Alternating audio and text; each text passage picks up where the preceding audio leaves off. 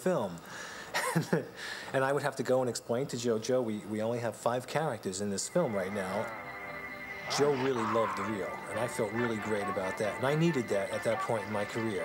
I was just starting out. So to have his support, I just remember him sitting in the editing room, and he just loved it.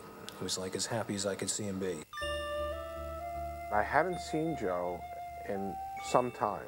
He showed up in a suit and tie. He didn't look at all well. He was with this kind of an elderly woman from the neighborhood. She began singing like some Italian song, and Joe rested his head against her shoulder and began to cry. And I'm looking at this and I'm just saying, oh my God, this is awful. Just after I'd seen Joe, I did a picture called Relentless. And I phoned Joe to come to Los Angeles. I would fly him out to be in the scene in the movie. And for the first time ever, Joe turned me down. He said, I can't do it, Bill. I lost my false teeth. I don't look good. One day I went to pick him up, and I knocked on the door, rang the bell, there was no answer. The next day, the same thing. So now I'm saying, where could he be? You know, he was the type of guy to get lost for 2 or 3 days anyway. I just left him the night before. We went to Gallagher's, watching the girlies dance. I said, Joe, it's time. You know, we've been here a couple hours, time to go home. We had just gotten the last payment for the sequel rights to Maniac, and I had sent Joe his share of the money. Guy got on the phone and said, he's dead. And I said, look, don't break my balls. I thought it was a young kid, you know?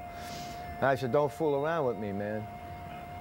And he said, well, I'm not fooling around. Well, I said, you know, to be blunt, who the fuck are you, you know?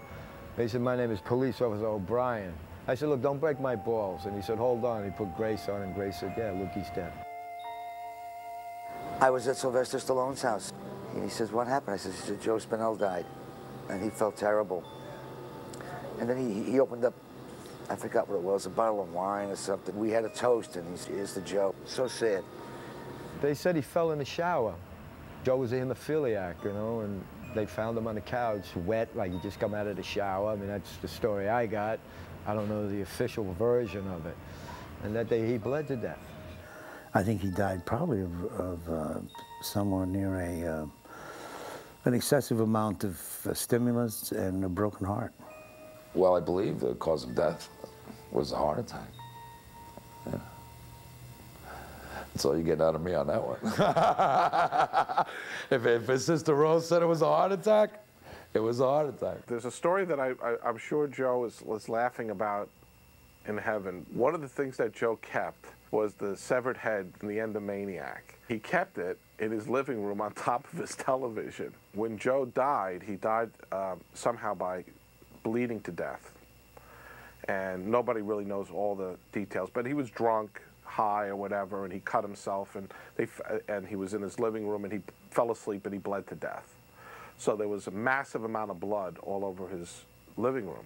When the police burst into the apartment, they see all this blood and they see this severed head on top of the TV. They freaked out.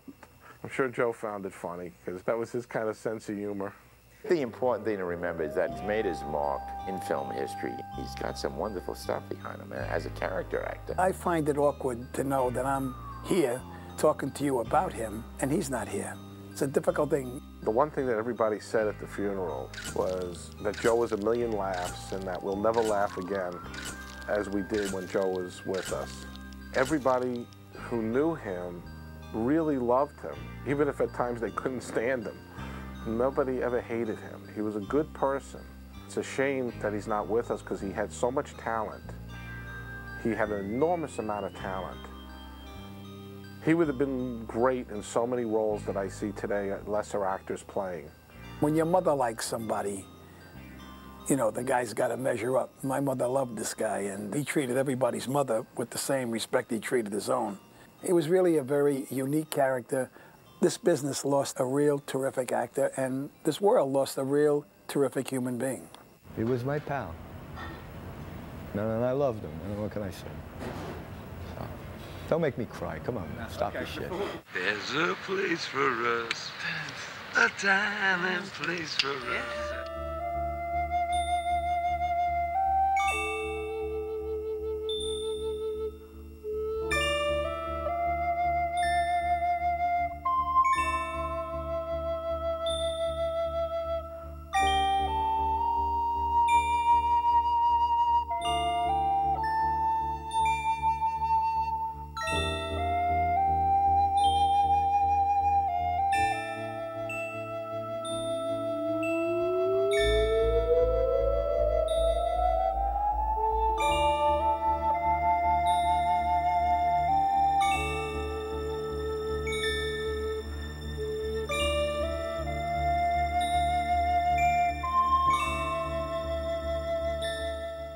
That's how I met him on The Exorcist.